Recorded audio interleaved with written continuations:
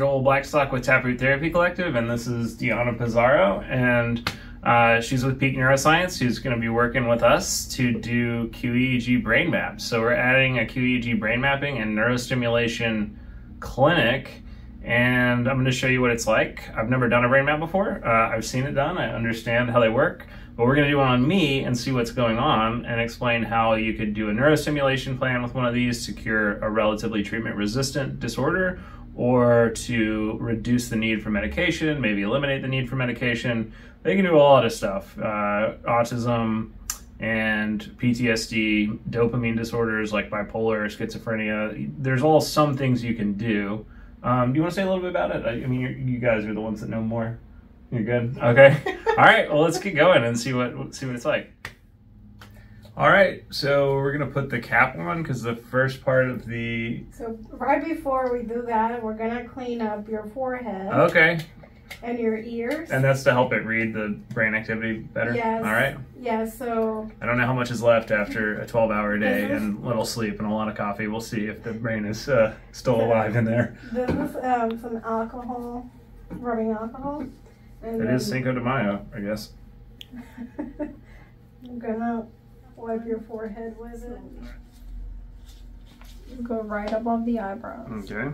Okay. So right now, Deanna's putting a gel that'll help the electrodes read my brain activity. What does that do? Is it like the stuff they use for an ultrasound to help the waves go through? Saline gel to help the conductivity. All right. And this is not a real needle.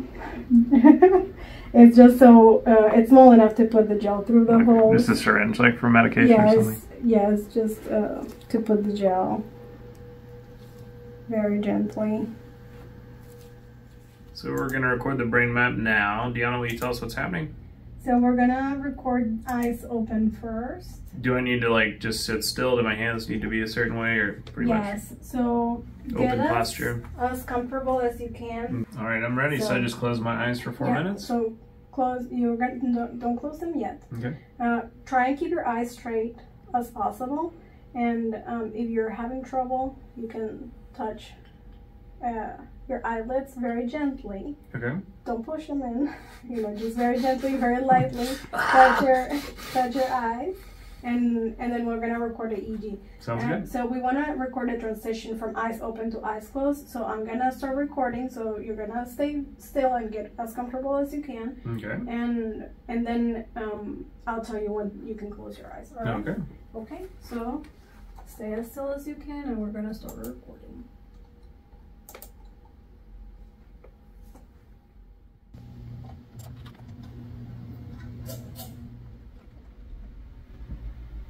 So the brain map is done, and now we're going to go through it and see what is wrong with my brain so that we could fix it with Neurostim or brain spotting or whatever you need. Yeah. So the first line that we see here is absolute power. Is you compared with other people your same age and gender. So delta is usually related to sleep. Is a wave that it's predominant during sleep. Theta is a wave that we use when we are relaxed or kind of, focusing internally. Alpha also kind of relax and not specifically thinking about something, but kind of going kind of like autopilot. So the warmer the color is, like the more of it you have, and the cooler the color is, the less of it you have relative to what other people your age and gender are doing. Exactly. So the red is you have a lot of it, and blue means not enough. So basically what you're showing is maybe not enough here on the back of the brain for your delta and then theta, but you still have lots here, the frontal lobe. So the relative power being lower in delta means that like I sleep badly. So relative power is where your brain spends its energy, and your brain is showing that it's spending a lot of its energy in delta, which tells me that you're probably not sleeping well. Not at all. Like, and maybe 4 hours. Yes, probably not sleeping well. What about the base of the brain on theta being low? What does that mean? Yes, so sometimes this area here showing like that could be a marker for trauma. But this also could be kind of introspection and or also some ADHD. People with ADHD also tend to have a lot of theta. In my experience, there is a relationship between intuition, trauma, and ADHD. Right. So yeah. So alpha, we see that it is pretty underpowered. So what we see is that your brain is using, trying to sleep and not able to, and also spending a lot of its energy here in high beta, which because of how I see these other maps, to me it kind of tells me that you are probably a little anxious and you Definitely. don't sleep All right. well. Guilty as charged. Okay. What about the low numbers? So there not being enough alpha. What does that mean? Like lack of concentration? Yes, and kind of switching tasks too. Okay. So obsession. Guilty.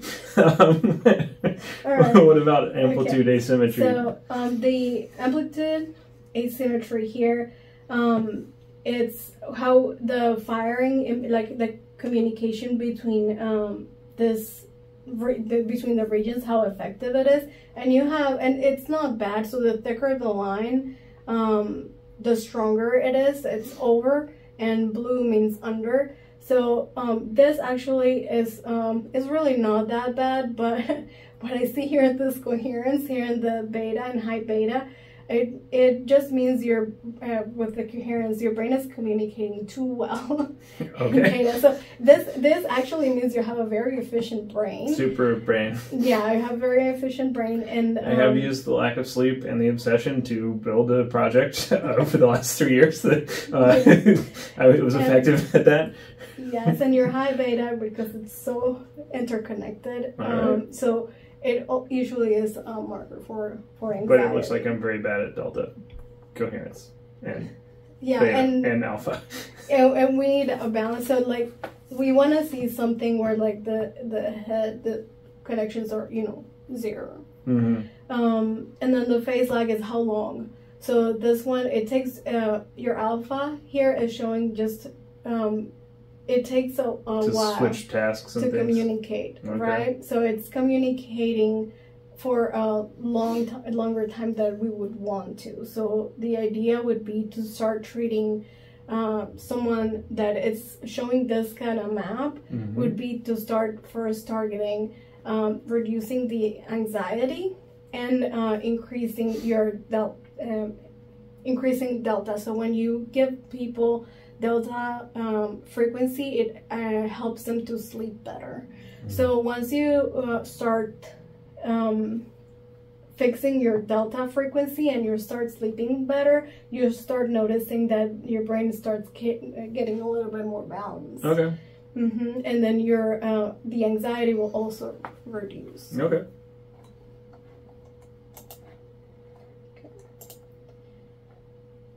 So let's see. This is still recording. Open. Probably cut this.